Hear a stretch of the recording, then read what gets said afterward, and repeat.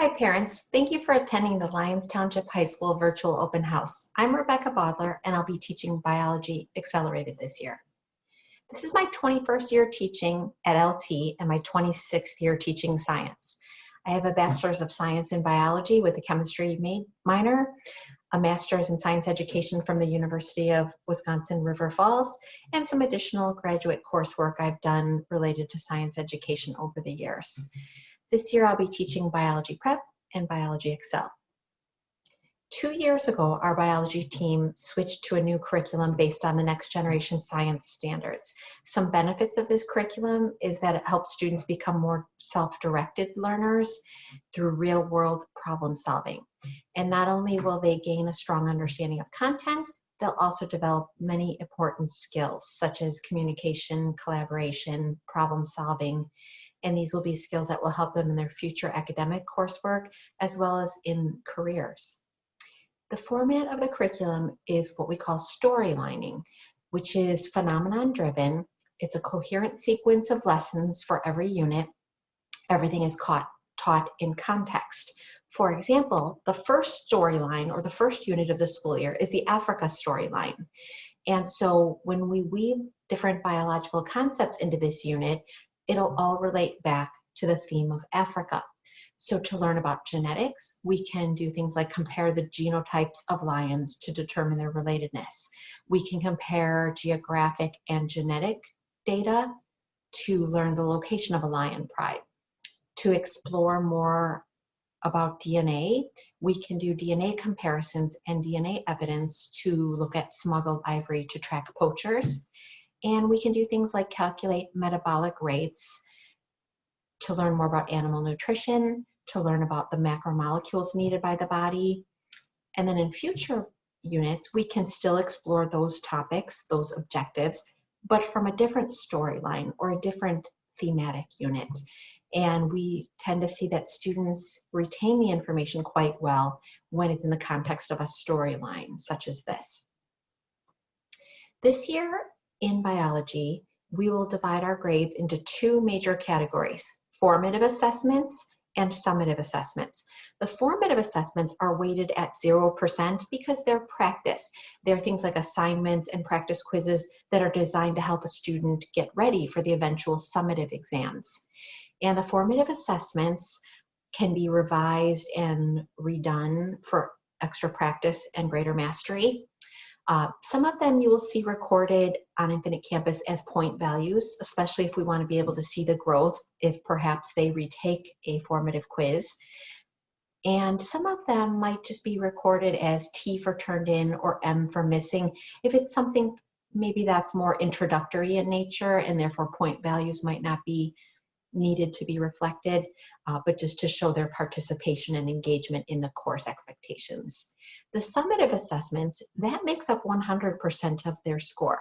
So if a student participates actively in the formative process, they should do well on the summative exams. Summative exams do have retakes available, but there are expectations we have for the students in order to take a retake.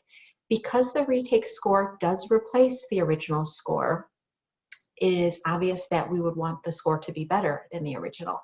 And for that reason, we have certain expectations, such as that the student who wants to do a retake will have participated in the formative process and taken the practice quizzes and done retakes and revisions as appropriate and sought out the amount of help needed to be able to do better on their summative exam. In Biology Accelerated, we go at a more accelerated pace than in our biology prep level. This allows us to get into a greater depth of topics, and therefore there's going to be a faster pace, less scaffolding, and less supports than we would be able to accommodate for in biology prep. And it's often said that the maximum learning and growth occurs when the students feel like they're just outside their comfort zone or challenged just to the edge of their current ability level. And therefore, if a student were to feel that the course was not of the appropriate level, perhaps the pace too fast for what they feel ready for at this point in time, during the first several weeks of the semester, students can request a level change to our biology prep course. The remote learning classroom will look different this year, and yet I'm going to have the same goal I normally would, which is to promote a sense of community within the classroom and to encourage a productive learning environment. I'll make sure to engage actively with the students during our synchronous lessons and encourage them to engage with each other. They will work with a number of breakout groups throughout the semester in the hopes of forming new friends and work partners, and I'll encourage team building and class icebreakers to help build that comfort level as we work together and meet new people within this virtual setting. I also have been committed to learning many new techniques and many new types of technology to incorporate in the classroom, and I will continue to strive to do that. Interactive platforms such as Jamboard, Padlet, Pear Deck, things that allow the students to manipulate and interact with some of the resources and not just be passive learners sitting behind a computer. So my goal is to help them to be active learners, actively engaged in interactive lessons, and I will do my best to continue to grow in the ability to include new platforms that would allow our classroom to branch out and try new things. If you wanted to see some of our course documents for biology, you could look on my Canvas page as long as you're an observer. Parents can become observers of Canvas. You could look at my daily lesson plans. I post everything there. It tends to help with absentees so they can see the resources that were used in their absence. And that would also be on Canvas, the place where you would find students submitting their assignments and their quizzes and anything else related to the course.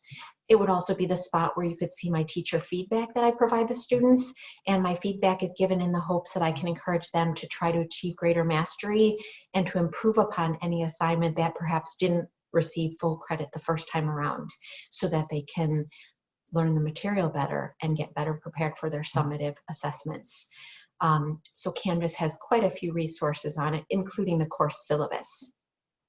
Infinite Campus would be the place to look if you wanted to see the details of their grade categories and their attendance records. I want to encourage you this year to please reach out to me if you should have any questions or if I could be of assistance. My email is rbaudler@lths.net, and I invite you to reach out to me this school year whenever you need me. Students may also reach out, especially in order to ask for additional help before or after the school day. I'm always happy to help. I appreciate you attending our virtual open house, parents, and I hope you'll follow up with any questions at any time that you might have for me. Thank you for coming to virtual open house, and I'm looking forward to a positive year with your student. Thank you.